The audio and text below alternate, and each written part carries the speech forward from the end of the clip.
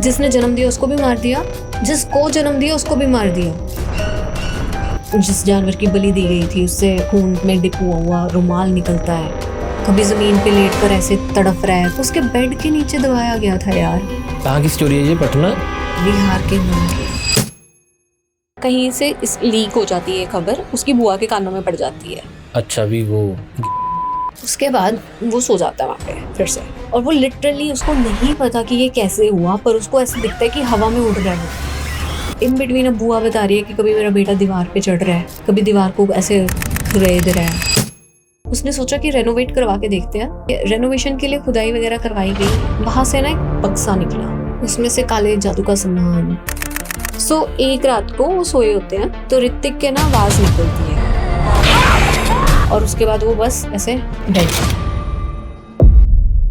अक्सर कहा जाता है पंजाबी विच करना घर दा भेती लंका ढाए, भी जिसको भेत होता है घर का, घर के बारे में चीजें पता होती हैं, वो ही नुकसान करता है।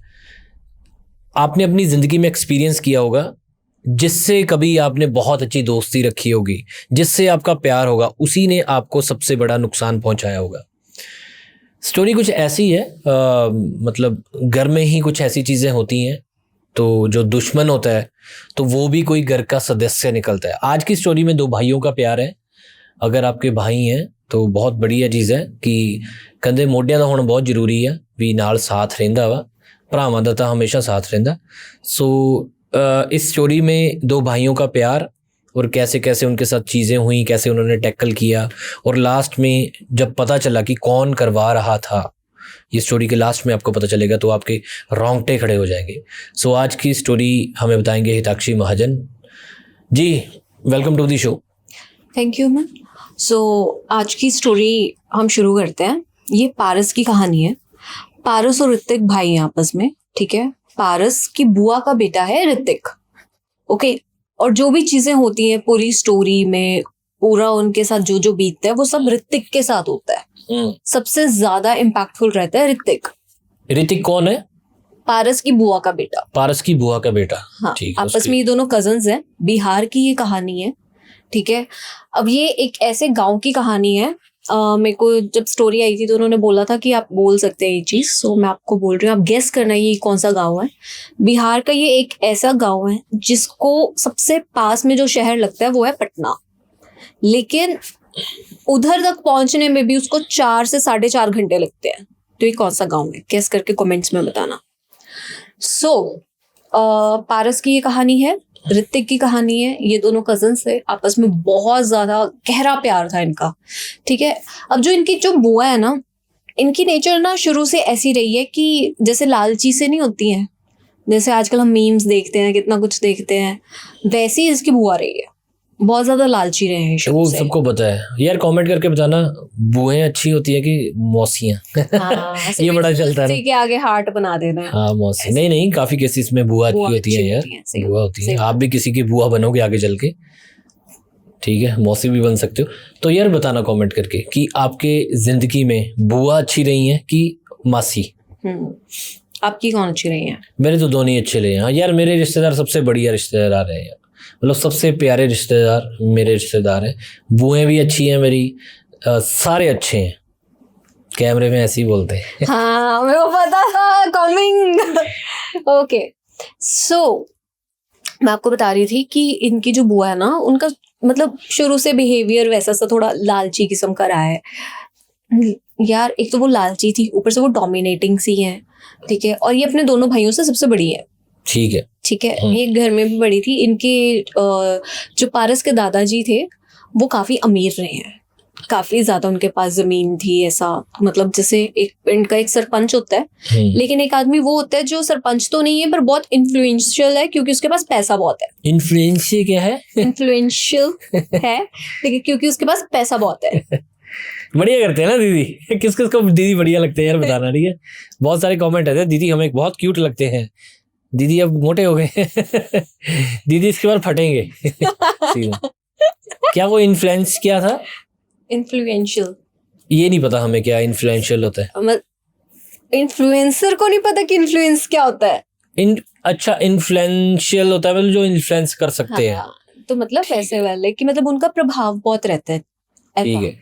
क्योंकि उनके पास पैसा बहुत है, ठीक है। सो मतलब सरपंच तो सिर्फ नाम का होता है पर चलती उनकी है। वो थे ये पारस के दादाजी उस गांव के, जैसे धीरू भाई की चलती है। तो एनी हाउ, ठीक है। सो ऐसे उनके पास जमीन जायदाद ये सारी चीजें, बच्चे बाहर से पढ़ाए लिखाए, सारा कुछ अच्छा ऐसा करके। सो नाउ उनके पास बहुत ज्यादा नॉलेज है, पैसा है, सब कुछ, कारोबार, हवेलियां, सब अच्छा है। लेकिन जो बुआ है ना, उनकी लालच का इतना ज्यादा वो ऐसी सी थी कि उनकी शादी हुई, उनकी शादी के बाद वो लोग चले गए थे किसी गांव में, है ना, हम उसका नाम नहीं लेंगे ऐसा। सो उसके बाद उनकी ना आपस में जैसे हस्बैंड के साथ कम बनती थी, लड़ाई झगड़ा रहता था, चलता रहा। जब ऋतिक लगभग 10 साल का था, उनका बच्चा 10 साल का था, तब उन्होंने अपने पति के साथ डाइवोर्स फाइल कर दिया। ओके, ठीक है, डाइवोर्स फाइल कर दिया। डाइवोर्स को लगा कुछ साल 1.5 साल करते करते डाइवोर्स हो गया उनका। उसके बाद कुछ 5 साल बाद उनके पति की मौत हो गई। किसके? ऋतिक के पापा ऋतिक के पापा की मौत हो गई। ठीक है। पहले वो पापा के साथ रह रहा था डिवोर्स के बाद? नहीं, वो मम्मा साथ ही, मम्मा के साथ रह रहा था, क्योंकि मम्मा की फैमिली बहुत ज्यादा मजबूत थी, हायर साइड पे थी। एलमनी मम्मा, सॉरी, सारी जो कस्टडी थी बच्चे की वो मदर को मिली है। ओके। सो इस तरह से चलता रहा इनका। ऋतिक के लेकिन फादर की डेथ हो गई, लगभग ये 17 साल के थे। 17 साल के थे और इनका उस टाइम पे कॉलेज के एंट्रेंस टेस्ट वगैरह का टाइम चल रहा था। सो वो उस टाइम पे काफी डिप्रेस्ड हो गया ऋतिक। तो उसके नाना जी ने हेल्प करने के लिए कि इसकी पारस के साथ बढ़िया बनती है ना, इसको यहाँ पे ले आते हैं, वैसे उनको वहां पे ले गए।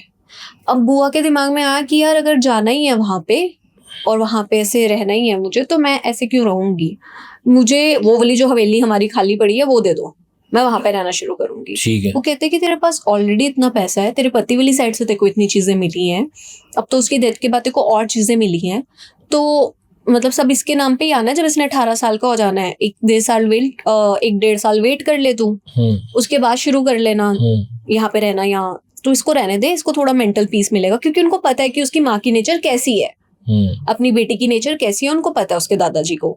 तो वो नहीं चाहते थे कि उसकी अपनी बेटी उधर आए, ठीक है। पर वो बहुत ज्यादा जिद करती है, इंसिस्ट करती है और ऋतिक को भी नहीं भेजती है। तो फिर पारस एट द एंड बोलता है कि दादू एक काम करते हैं ना, कि साइड पे ही है, मतलब हमारे कौन से बिल्कुल सिर मत्थे लग रही है बुआ, तो हम ले आते हैं। ठीक है। So this is how they came back to the same village. Okay, ये हुआ। अब उसके बाद जब ऋतिक 18 साल का हो भी जाता है ना, तब भी उसको सारी चीजें नहीं मिलती हैं ऐसा करके।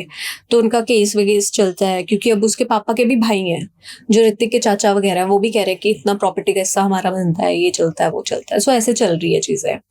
मीनवाइल ऋतिक अब पारस के पास रह रहा है, तो उनको वैसे ही वो मेंटली थोड़ा हील हो रहा है सारी चीजें, क्योंकि पापा के साथ वो रहा ही नहीं, बहुत कम मिलता था।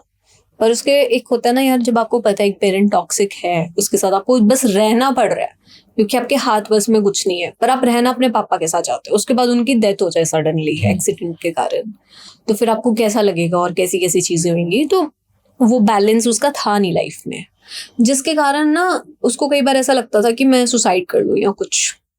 उसके बाद अब पारस को पता था काफी साल पहले से दैट जो ऋतिक है वो गे है।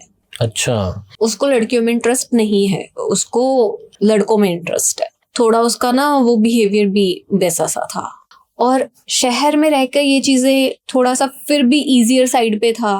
लेकिन अब वो वापस गांव में आ गए हैं और ऐसा करके वो मेंटली तो हील हो रहा था, लेकिन वो लव लाइफ के हिसाब से वो थोड़ा सा फ्रस्ट्रेट हो रहा था वहां पे रहने के कारण। क्योंकि उसको बहुत यार, एक ना आप थोड़ा सा आई डोंट नो, मतलब आप लोग मुझे कमेंट करके बताना, पर जो कोई ऐसे रूरल एरियाज में रहते हैं उनके साथ ऐसा होता है ना कि यार आपको ज्यादा मर्द होते हैं थोड़ा। अच्छा, हाँ, भी मैस्कुलिनिटी होती है, क्या होती है इंग्लिश में वो? हाँ, मतलब दे आर मोर लाइक मर्दानगी ਹੁੰਦੀ है यार, ਉਹਨਾਂ ਦੀ ज्यादा चलती है वो, मतलब ज्यादा चलती इन द सेंस की क्योंकि वहां पे लाइफस्टाइल ही ऐसा अभी भी है ना, ज्यादा काम बंदियां दी सुनी जाती है उत्थे। हाँ, सो उसके लिए ना ये चीजें बहुत डिफिकल्ट हो रही थी, क्योंकि वो उसमें वो चीज नहीं है, उसको वो बिल्डअप करके दिखाना पड़ता था। ऊपर से उसके नाना जी इतने ज्यादा इन्फ्लुएंशियल हैं और सारी चीजें हैं, उनके साथ रहना, उनके साथ मीटिंग्स पे जाना या कुछ करना, उसको बड़ा ऐसे हैवीनेस फील होती थी। उसको वहां पे एक लड़का मिलता है जो टेलर का काम करते है, अपनी मम्मी के सूट देने जाता है। तो उसके साथ उसका चक्कर चल जाता है, इलू इलू चल जाता है। इलू इलू। क्या बात। ठीक है, तो ऋतिक को मतलब ऐसा सिंपल सोबर लड़का वहां पे कभी नहीं मिला था। वहां पे सारे ऐसे थोड़े चालाक से होते थे कि पैसा हेट लेंगे, ये कर लेंगे, वो कर लेंगे। वैसे भी जो फैशन इंडस्ट्री में या मेकअप इंडस्ट्री में, वो आपने बताया कि टेलर था, हाँ, तो वो लड़कियों में रहना उसका ना, तो दूसरे बंदे की अट्रैक्शन भी वो बन गई होगी फिर। एनी हाउ उनका आपस में बहुत अच्छा प्यार, गुड़ा प्यार डल जाता है ऐसे। सो मीनवाइल एक तो पारस के ना दिमाग में ये चीजें हैं कि यार मैंने बुला भी लिया है और इनको ऐसे ऐसी चीजें होने लग गई हैं, और ये बार बार ऋतिक को बोलते हैं कि ज्यादा सीरियस मत होना उसको लेके, क्योंकि वो गांव का लड़का है। ये लोग ऐसे नहीं है कि ये थोड़े दिन के लिए अटैच हुए एंड देन वैनिश। इनके लिए एक ही प्यार जीने मरने वाली बात है, कि ये फास्ट वर्ल्ड नहीं है, डेटिंग वाला वर्ल्ड नहीं है ये कि इधर डेट कर लिया उधर डेट कर लिया। इधर तो एक बार ये अटैच हो गया तो तू अटैच्ड है, वो तेरे को कभी भी अपने दिल से नहीं निकाल लेगा, और उसके बाद जो एंड होगा वो बहुत ट्रेजेडिक होएगा। तो तू उस चीज से संभल कर कौन चल। किसको समझाता है? ये पारस समझा रहा है ऋतिक को, अपने भाई को। पारस समझा रहा है अपने, अच्छा, ऋतिक को। ऋतिक का प्यार बन गया उसके साथ, टेलर के साथ। तो वो समझा रहा है उसको कि तू ऐसे चल, और वो थोड़े थोड़े दिन बाद रिमाइंडर बार बार, क्योंकि उसको पता है कि लाइफ कैसी है वहां पे, ठीक है, बार बार देता है। लेकिन जो ऋतिक है वो ज्यादा नहीं रहा है उस गांव में, वो बस कभी छुट्टियों में आ गया, कभी थोड़ा बहुत, वहां का लाइफस्टाइल नहीं पता उसको क्या है, और यही कुछ रीसेंट मंथ्स में ही वो रहा है वहां पे। तो अब क्या हुआ कि बाय द टाइम एक बार ये लोग कहीं दिल्ली में गए हुए थे, वही कोर्ट की हियरिंग चल रही है सारा कुछ। सो बुआ वापस आती है, और बुआ को ऐसा मन में आ गया है कि जो चाचा जी और ताया जी हैं उधर, मतलब उसके जो जेठ और देवर हैं, वो मिलकर काफी हिस्सा जमीन का ले लेंगे। ओके। इनके हाथ में कम चीज आएगी, क्योंकि ये तो डाइवोर्स्ड है, और बेटे के नाम पे वो एज सच लिख के नहीं गए, क्योंकि अनटाइमली डेथ हुई है। ठीक है, सो अब ये अपने पापा के सिर पे चढ़कर तांडव करती है कि मेरे को ये चीज चाहिए, मेरे को ऐसे जमीन दो, मेरा हिस्सा दो, मैंने आपसे आज तक कुछ नहीं मांगा, मेरे को मेरा हिस्सा दो। सो वो चीजें घर में होने लग जाती हैं। उसके बाद लगभग कुछ 3 महीने के बाद सडनली दादाजी बहुत बीमार हो जाते हैं, और उनकी डेथ हो जाती है। अच्छा। Out of nowhere. ओके। ठीक है, तो उनको विल चेंज करने का मौका भी नहीं मिलता, जो उन्होंने लिखी होती है कागजात ये वो। अच्छा, जो चीजें उन्होंने क्या बोलते, वसीयत में लिखी होती है। वसीयत लिखी होती है, जो अपनी मतलब इतनी विरासत इकट्ठी करी है उन्होंने, सारा कुछ। हमारा भी विरासत का, वसीयत का बहुत झगड़ा हुआ था। हमारे पास 50 गज का प्लाट था और हम 4 लोग थे, तो 20-20 गज आया उस पे बड़ा ना। 20-20 गज कैसे आ गया मैच यार? 20 गज, माय गॉड, 5 जाने कितने हो गए? 12.5। 12.5? अच्छा 50, मैं 100 ले गया था। 12.5 गज आया। 5 जाने होने चाहिए फिर। और 12.5 गज में मुझे ऐसे था कि 3 मंजिली भी बनाना है, 3 बेडरूम हो। ठीक है ठीक है। इसलिए यार, जिनके पास जमीन नहीं है ना, कोई टेंशन नहीं, कोई झगड़े नहीं। ये बड़े लोगों के झगड़े होते हैं, छोटे लोगों के क्या झगड़े होंगे। तो बुआ के साथ उनको ऐसा लगता है कि मेरे साथ तो लाइफ में गलत हो गया, कि मेरा हस्बैंड भी मुझे चीज़ें छोड़ कर नहीं गया, ये वो चीज़ें, और मेरे फादर की भी ऐसे डेथ हो गई। तो उन्होंने अपने आप को हवेली में एक हिसाब से बंदी करना शुरू कर दिया था। वो निकलती नहीं थी, किसी फैमिली फंक्शन पे नहीं आती थी। कोई अगर छोटा मोटा कोई हवन पूजा पाठ करवा रहे हैं, गाँव में बहुत होता है, तो वो नहीं आ रही थी वहाँ पे। ठीक है, तो सबको इतना समझ तो आ गया था कि वो गुस्सा है और वो मतलब ऐसे नाराज है। सो पारस की मम्मी ने मतलब कि वो जो इसकी बुआ है उसकी भाभी ने, उन्होंने एक बार के लिए ये कहा कि घर में डिस्कशन बिठाई तीनों भाइयों की। 3 भाई हैं, ठीक है, उसके पारस के पापा, 2 चाचे, ठीक है, और उन्होंने बताया कि यार दे देते हैं ऐसे ऐसे बुआ को उनका हिस्सा, कि जो उनका बनता है ना, कि हमारे भाइयों के पास इनफ है, अगर हम ये हवेली जिसमें हम रह रहे हैं ये बेच भी दें, कर भी लें, तब भी हमारे पास इनफ है, जिसका हिस्सा दे देते हैं। हाँ, कि अपने अपने पास जितनी जितनी जमीन आई है उसमें से थोड़ा थोड़ा इसको मिलके दे देते हैं, ऐसा ये प्लान बनाते हैं। ठीक है। तो बुआ के पास जाते हैं और उसको डिस्कस करने के लिए बुलाते हैं कि देख ऐसे ऐसे हम कर रहे हैं, हम ऋतिक के नाम पे लिख देते हैं सारा कुछ, तो तू जैसा तेरे को सही लगे कर लेना। ठीक है, वो कहती है कि ठीक है, मान जाती है कि चलो मेरे को दो जितना भी है, क्योंकि वो लालची वैसा सा उसका है, स्वभाव रहा है। अब ऋतिक पढ़ने चला जाता है बाहर। ऋतिक वहां पे पढ़ना चला गया दिल्ली, और वहां से पढ़ के वापस आता है ग्रेजुएशन करके सारा कुछ। इन बिटवीन इसका टेलर के साथ प्यार प्रॉपर, मतलब दे आर लाइक कि इनसेपरेबल, अच्छा, इतना गूढ़ा प्यार हो गया उनका। हाँ, मतलब बहुत ज्यादा, जैसे होता है ना कि यार अगर उसको कुछ हो गया तो मैं अपनी जान दे दूंगा। मैं समझ गया, 3-4 साल हो गए उनको रिलेशनशिप में। अब ग्रेजुएशन कंप्लीट हो गई उसके 3 साल हो गए, हाँ और उससे पहले 18वें साल में भी वो वहीं पे था, तो ठीक लगभग है, कुछ 4 साल। 4 साल में उनका प्यार बन गया कि उन्होंने सोच लिया कि हमने एक साथ रहना है। अब ये कहीं से, क्योंकि यार जब वापस आ गया ये, अब ये अपनी मम्मी के साथ ही रह रहा है, क्योंकि अब वहां पे रहने का फायदा नहीं है वहां पे। यार एक बार के लिए तो जब तक दादे का साया था ना तो फैमिली जुड़ी हुई थी। उसके बाद वंस दे आर गॉन, उन्होंने स्टार्टिंग में जो चीजें कर ली बुआ के लिए, अब वो भी आपस में अपनी अपनी लाइफ के लिए कंटिन्यू कर लिया उन्होंने। सो पारस कहता कि मेरा तो सिर्फ उसके साथ इतना था, बाकी सारे कजन से ज्यादा मेरे को ऐसा था कि बस ऋतिक की एक वैसे भी वो वैसा है कि वो गे है ना, उसको दुनिया एक्सेप्ट नहीं करेगी जब उसका सच सामने आ गया। उसके लिए सिंपैथी भी बहुत थी इसको। ये वापस आ जाता है और कहीं से इस लीक हो जाती है खबर, उसकी बुआ के कानों में पड़ जाती है। अच्छा, भी वो गे है। मेरे को थोड़ा समझने में ना ये चीज समझ नहीं आ रही कि एक माँ को कभी पता ही नहीं चला इतने सालों से कि वो है। एज पर पारस, अगर सिम्टम्स थे भी उसके सामने कि वो गे है या होमोसेक्सुअल है, तब भी उसकी माँ इतनी ज्यादा अपने सेंसेस में नहीं रहती थी, वो अपने आप में ही रहती थी कि आई एम समथिंग, मेरे को ये चीज चाहिए, मेरे को वो चीज चाहिए, मेरे को नेक्स्ट क्या चाहिए। वो मतलब अपनी जर्नी पे चली हुई थी। उसको आइडिया ही नहीं था कि उसके बेटे के साथ कुछ हो रहा है लाइफ में। समझ रहे हो, जब वो बच्चा भी था कि उसको प्रॉब्लम आ रही है कि मेरे को आइडेंटिटी क्राइसिस हो रहे हैं, क्योंकि आपको समझाने वाला ही नहीं है कोई भी। राइट, आप ऐसे ही माहौल में ही नहीं हो जहाँ पे आपको कोई गाइडेंस दे, गाइड करे। आप अपने फादर से बात नहीं कर सकते क्योंकि मम्मी के साथ इशू है, और टीनेज में ही आके मोस्टली समझ आता है। ये चीज थी।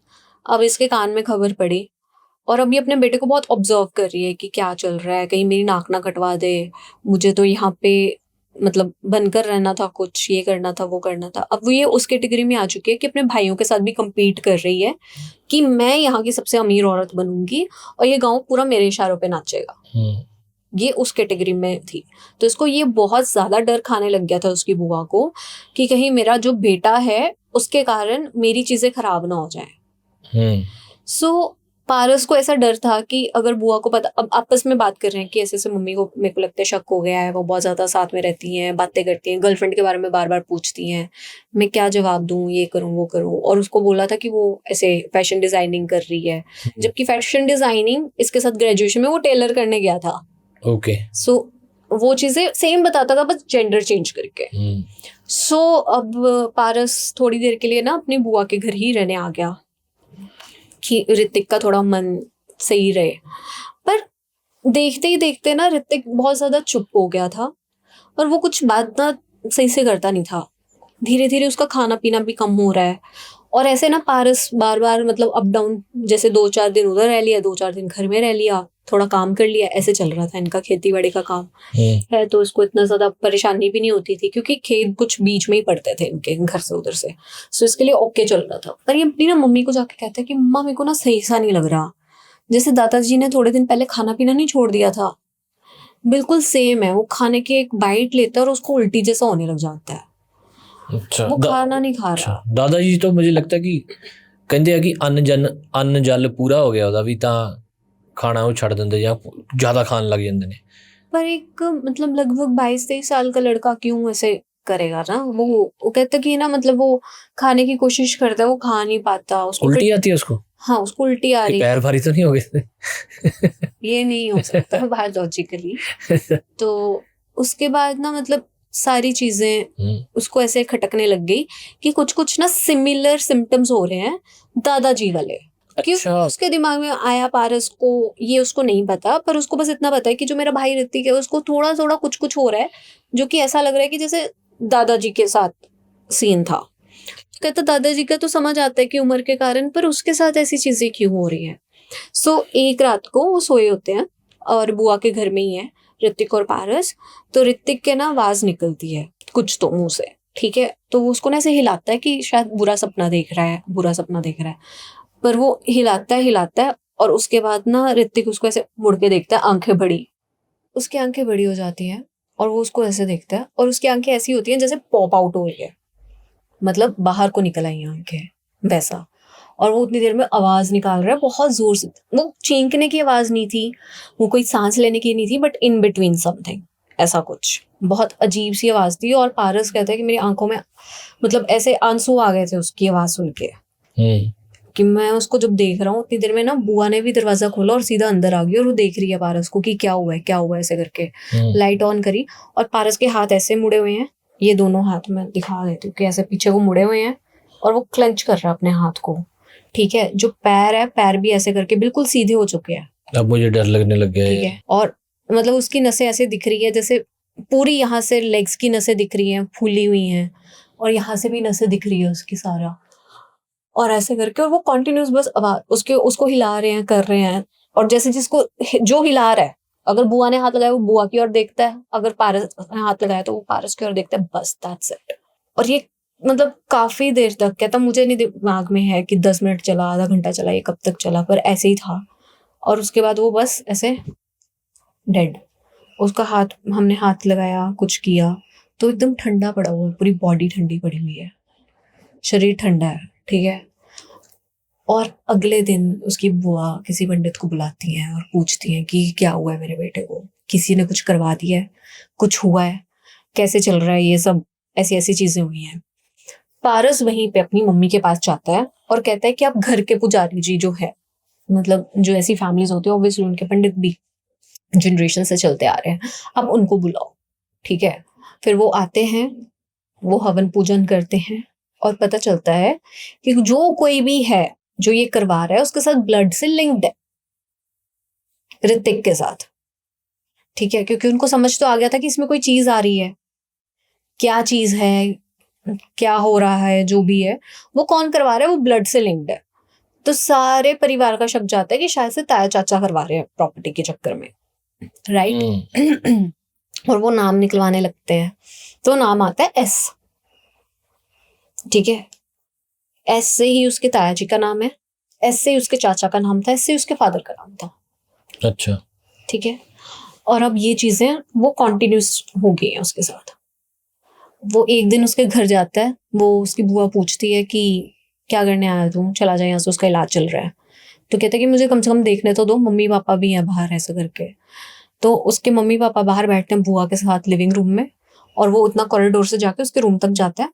रूम की लाइट्स बंद, पर्दे बंद, अंधेरा हो रखा है, और वो बेड पे नहीं, बेड के यहाँ पे मतलब नीचे को बैठा हुआ है, ऐसे करके ऊपर को देखता है।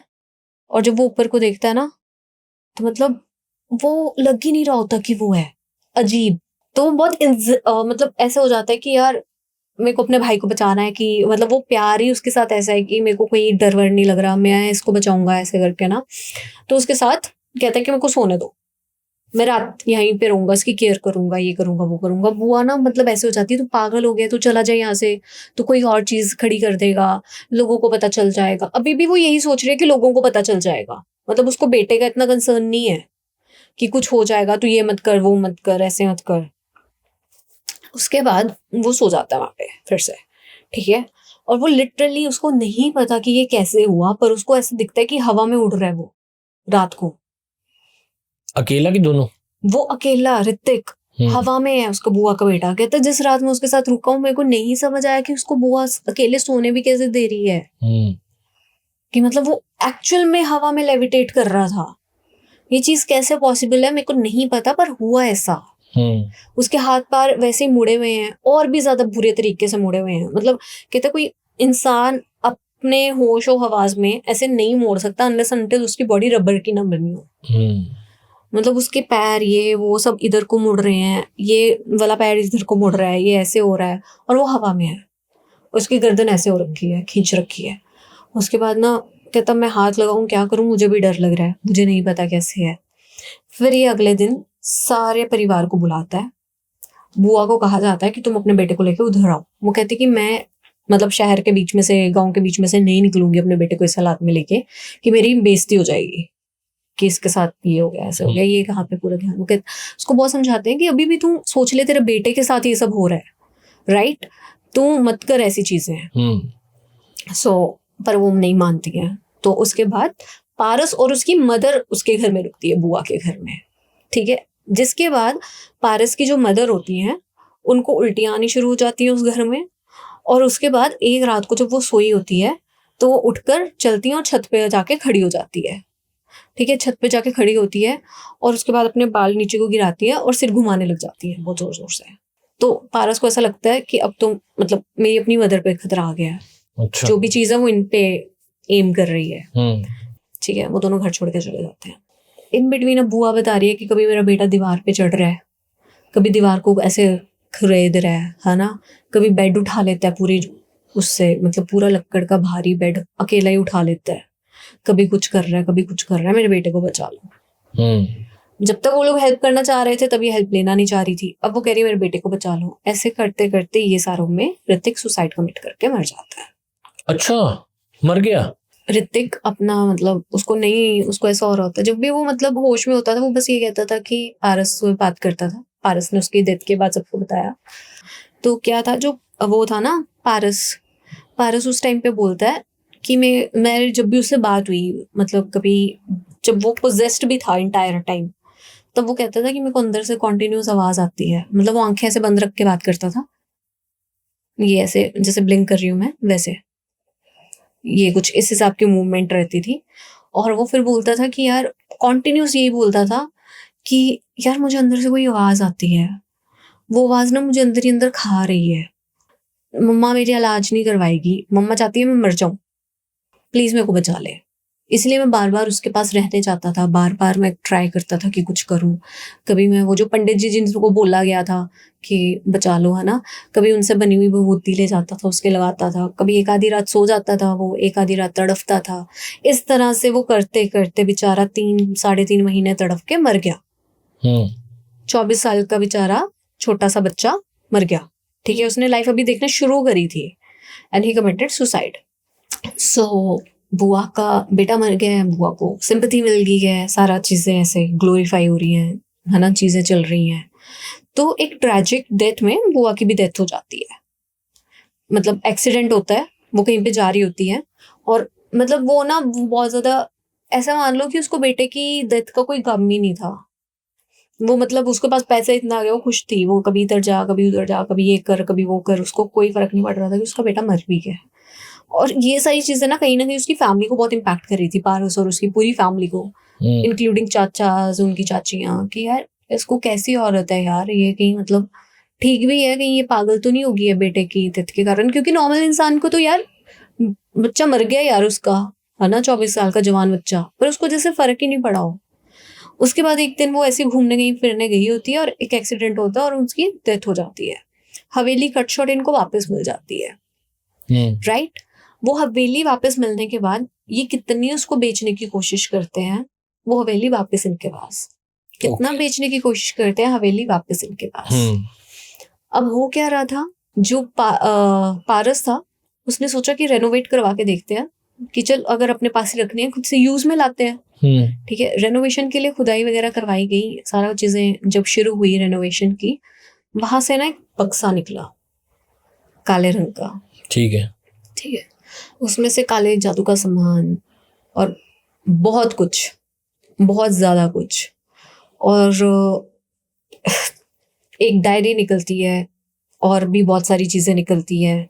जिस जानवर की बलि दी गई थी उससे खून में डिप हुआ रुमाल निकलता है पूरा, मतलब। उसके बाद वो पंडित जी के पास जाते हैं कि ये इनके वहां से निकला, आप देख के बताओ ये किसने किया था। उसकी बुआ ने अपने बेटे को मरवाया था। अच्छा, स्टार्टिंग से बुआ की बात हो रही थी, तो बुआ ने करवाया था ये। बुआ ने ही अपने बेटे को, जब उसकी असलियत पता चली कि ये ऐसे होमोसेक्सुअल है, तो उसको मरवा दिया। उसके साथ पहले ना बहुत ज्यादा कन्वर्सेशन चली थी, ठीक है, कि तुम ये कर लो, तुम ऐसा कर लो, मैं तुम्हें बाहर भेज देती हूँ, तुम फलाना ढमकाना कोर्स कर लो, कुछ कर लो। तो वो मानता नहीं था, वो कहता था कि मेरे को उसके साथ ही रहना है जिसके साथ मेरा प्यार है। वो खुल के बता चुका था अपनी माँ को सारी बात, ठीक है। लेकिन उसकी माँ ने उसके ऊपर तंत्र ऐसा किया कि अब जो बात इन दोनों के बीच में हो गई है वो ना तो पारस तक पहुंचे, क्योंकि पारस उसके बहुत करीब था, ना उस टेलर तक पहुंचे, ठीक है, जिसके कारण उसने उसके ऊपर ऐसी क्रिया करवा दी। ठीक है, और उसी बुआ ने अपने बाप को भी मरवाया था, क्योंकि वो प्रॉपर्टी देने के लिए तैयार नहीं था।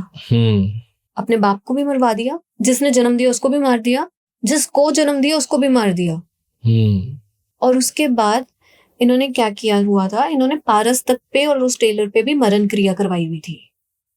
पारस और उस टेलर पे, ओके, उस बच्चे पे भी मरण क्रिया करवा रखी थी। टेलर भी मर चुका था, मर गया था वो भी।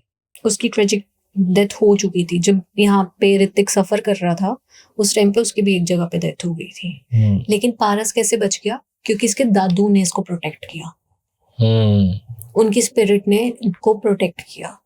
अदरवाइज जो चीजें उस पे छोड़ी गई थी वो आम चीजें नहीं थी। और लिटरली कहता कि मैंने जो सामने देखा है ना अपने भाई को तड़पते हुए, कभी जमीन पे लेटकर ऐसे तड़प रहा है, कभी कुछ कर रहा है, कभी कुछ कर रहा है, उसके बेड के नीचे दबाया गया था यार। मतलब बस जब बेड हटाया उन्होंने देखी कि टाइल्स उखड़ी हुई हैं, टाइल हटा के देखी साथ में वो चीज पड़ी हुई थी। बुआ का क्या किया फिर? बुआ मर गई थी, बुआ भी यहीं पे ट्रेजिक डेथ मर गई थी। क्योंकि जो इतना ब्लैक मैजिक कर रहा है, जो ऐसी चीजें कर रहा है, बार बार वही चीजें करी जा रहा है, अपने लालच में गुमसुम है, कैसे बचेगा? और वो हवेली बिकती नहीं अभी भी, उस पे कितना पाठ पूजा सब कुछ करवा के देख लिया है। अब पता चला है कि वो जो हवेली है, जो भी मतलब वहां पे है, उधर बुआ की आत्मा फंसी हुई है अभी भी। क्योंकि जिस आत्मा को इसने अपने बेटे पे छोड़ा था उसके साथ इसने कुछ वादे पूछे किए थे, जो भी कि मैं तेरे को ये पूछूंगी, मैं तेरे को ये करूंगी, ये वो करूंगी, सब कुछ लाके दूंगी, वो ये पूरा नहीं कर पाई और ये अभी वहीं पे बंद है। अब इन लोगों ने वहां पे बहुत सारी चीजें करवा के शांति भी करवाने की कोशिश करी है कि हम इसको माफ करते हैं, पर वो चीजें नहीं हो रही है वहां पे। एज सच वो हवेली बंद पड़ी है। तो बुआ से बच कर रहे, बुआ ने अपने बेटे का काम कर दिया, माँ से बच के रहे। सो यार ये थी स्टोरी। इसमें काफ़ी सारे चैप्टर्स थे ना, कि होमोसेक्सुअलिटी, एक वो पैटर्न देख लगते हैं, एक जमीन जायदाद का झगड़ा, दो भाइयों का प्यार, 3 चीज़ें हो गई, और बुआ का जो दुश्मनी निकाली है उसने लालच में आके ये चीज़ें करवा दी। एंड ऑफ द डे सब खत्म हो गए, वो जायदाद भी चलेगी। तो ये चीज़ें एंजॉय हम तब कर पाते हैं जब जिंदा होते हैं ना।